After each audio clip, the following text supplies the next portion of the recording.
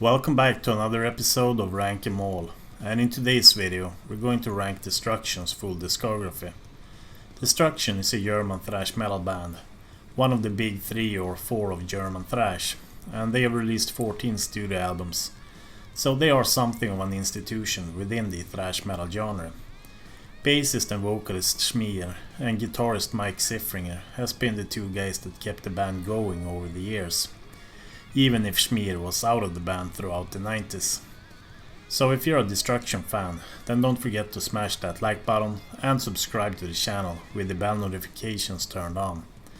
And now it's time to rank Destruction's full discography.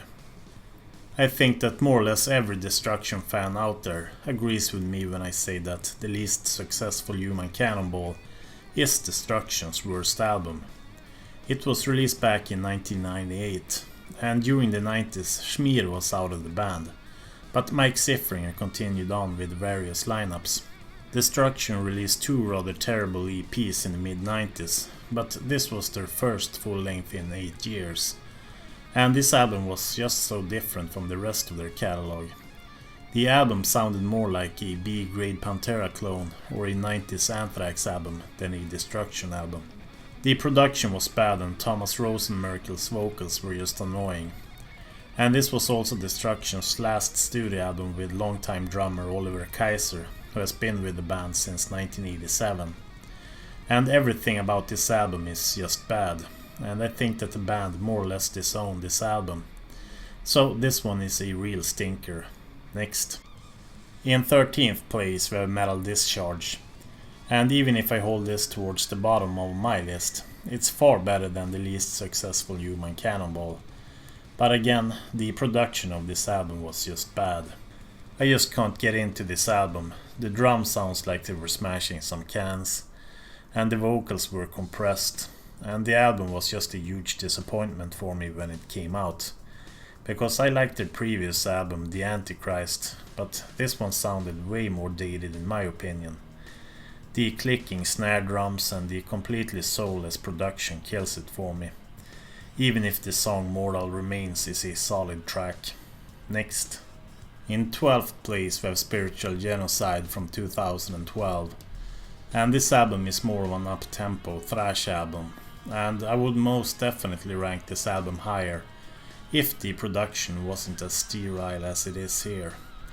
But at least this album has a better production than Metal Discharge. But for me this album belongs on the bottom half of Destruction's catalog.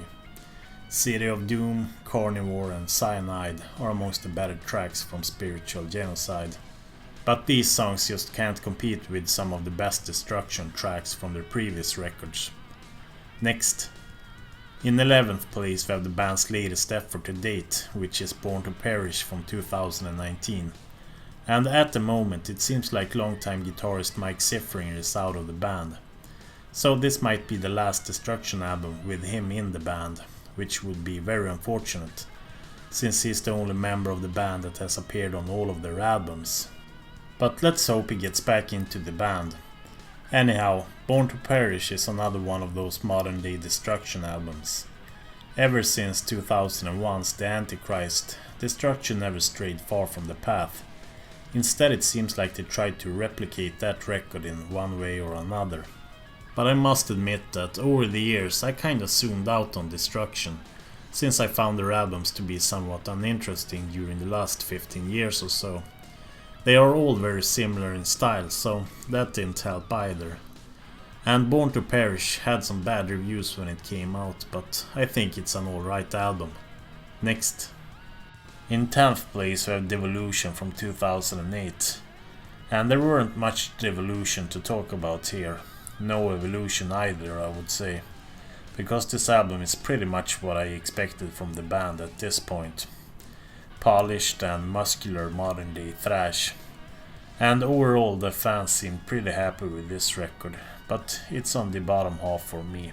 So, next. In 9th place we have Day of Reckoning from 2011, and this is another meaty Destruction offering. And to be honest, when I'm listening back to these albums for the first time in years, they start to melt together into one big Destruction lump at this point. because their more modern albums are very similar in style and quality. The title track Day of Reckoning has some tasty Mike Sifringer riffs, and Sorcerer of Black Magic is a rather cool track from this album, but I doubt that I will return to this album after I'm done with this video, so next. In 8th place we have 2016's Under Attack, and this album has a better production, and there are some cool riffage on this album. The title track is a pretty decent one, and they made a music video for it. Is this a modern day masterpiece? No, but it's a pretty potent and muscular 21st century thrash record. Next. And now we're entering the top half of my list. So in 7th place we have Inventor of Evil from 2005. And this album came out after the rather lackluster Metal Discharge. And I think that this album is way more interesting. The production is much better this time around. And Soul Collector is probably my favorite track from this album. But the most notable song here is perhaps The Alliance of Hellhounds, because there were like 10 different guest vocalists on that track. Biff Byford from Saxon, ex-Iron Maiden frontman Paul Di'Anno, Messiah from Candlemass, Marco Segueda from Death Angel, Doro Pesch and Peter Pevi Wagner from Rage, to name a few. Not the best track though, and each of the singers' contribution is a bit varied, to put it nicely. Still, the album is pretty decent, so next. In 6th place we have All Hell Breaks Loose from the year 2000. And this was Schmier's comeback album after the rather disastrous released Successful Human Cannonball album.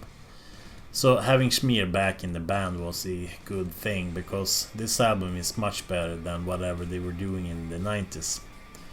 The Final Curtain and Machinery of Lies were two tracks that I really appreciated at the time. And this one is one of the better albums from the modern day era Destruction. Next. In 5th place we have The Antichrist from 2001, and I think that most Destruction fans would agree with me when I say that this is the best Destruction album of the modern era. Songs like Thrash Till Death and Nailed to the Cross are legendary, and there is an overall high quality on this album. There aren't really any fillers to speak of here. And if this album would have been released in the 80s with a more typical 80s production, we would definitely be speaking of this album as one of those legendary albums. But instead this album stands out as one of the best modern day thrash records. The production is definitely modern here, but it's not annoying or blurry or mechanical or anything. They definitely nailed it here. To the Cross. Next. In 4th place we have Cracked Brain from 1990. And since Schmier left the band in 1989, he doesn't sing on this album, but in stepped André Greider from Swiss Thrashers Poltergeist. And he's a competent singer, so I think he did a great job here. But I can understand that some fans won't give this album a chance, since it's not Schmier that sings on the album. But then you're doing yourself a disservice, because Cracked Brain is a great album. Mike Sifringer's guitar play is just awesome here. And there's a lot of great songs on this record, like the title track Cracked Brain, Frustrated, SED and Ripping You Off Blind. And this is a great and crunchy old school thrash record, so don't sleep in on this one. Next. In 3rd place we have Release From Agony from 1987. And this album was a bit more techy and grander in scope in comparison to the band's earlier efforts. Thrash became more technical towards the tail end of the 80s, and German bands like Death Row and Living Death went in that direction. And you could also count in Destruction's Release From Agony amongst those more experimental thrash records of that time. And my favorite tracks from Release From Agony is the title track and Unconscious Ruins. Next. In 2nd place we have Eternal Devastation from 1986, and this was a great album, but there were so many great albums being released this year, like Master of Puppets, Rain in Blood, Peace Sells and Pleasure to Kill. So even if this album was a bit overlooked, it's still one of Destruction's absolute best albums. Mike Sifringer on the guitar is a beast, and his tone was rather sharp on this record. And add to that Schmier's lunatic vocals, it just sounds great together with those quirky riffs. And some people weren't happy with the production of this album, but I don't have a problem with it at all. I think it sounds better than all of their modern albums. And there are many great songs on this album like Curse the Gods, Confused Mind, Eternal Band and Life Without Sense. Eternal Devastation is a great album and a real thrash tornado. Next. The greatest Destruction album besides the Sentence of Death EP is of course Infernal Overkill from 1985. And this was just a beast of a record. This is an all-killer, no-filler thrash record. So for me this was an easy pick, even if I love Release From Agony, Cracked Brain and Eternal Devastation. But this album just stands tall above the rest. It's thrash in its purest form, fast and murky, and some of the riffs on this album are just otherworldly. Mike Sifringer is just one of the best riff makers in metal, and his work on this album is nothing but remarkable. I don't know if I've ever heard a thrash record with so many great riffs on it before. They are quirky and original, but also pummeling. Just incredible stuff in my opinion. Schmier also sounds great here, and drummer Tommy Sandman also delivers the goods. And songs like Invincible Force, Bested Invasion, Thrash Attack and The Ritual are all amongst the best thrash metal tracks ever written.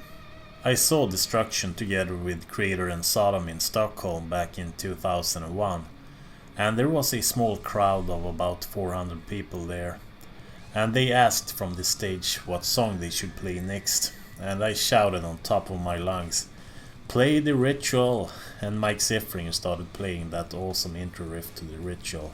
He stopped after a few seconds, but I shouted so loud that he just couldn't ignore my request. Good times.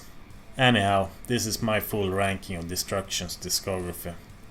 And now I'm of course curious to hear about your favorite Destruction albums down below. Are you also team Infernal Overkill, or do you prefer Eternal Devastation or Release From Agony, or perhaps any of the modern day albums like The Antichrist or Inventor of Evil? Let me know, and feel free to rank their full discography if you're familiar with it. And if you enjoyed this ranking, then smash that like button and subscribe to the channel while you're at it. It definitely helps with the spread of my videos when you give it a thumbs up. And I've also ranked both Kreator and Sodom's albums, so if you're into Teutonic Thrash, then I'll recommend that you check out those videos as well. Plus I've ranked several other thrash bands by now. And if you want to support my work, then the best way to do that is to become a Patreon like these fine gentlemen. Or go and grab yourself some merch at the Ruthless metal store. And I'm also on Discord, Facebook and Spotify if you want to check those out as well. And you can find all my links listed down below. And I also want to hear whose discography I should rank in the next Rank 'Em All video. And until next time, thanks for watching, and I'll catch you guys in the next video. Bye bye.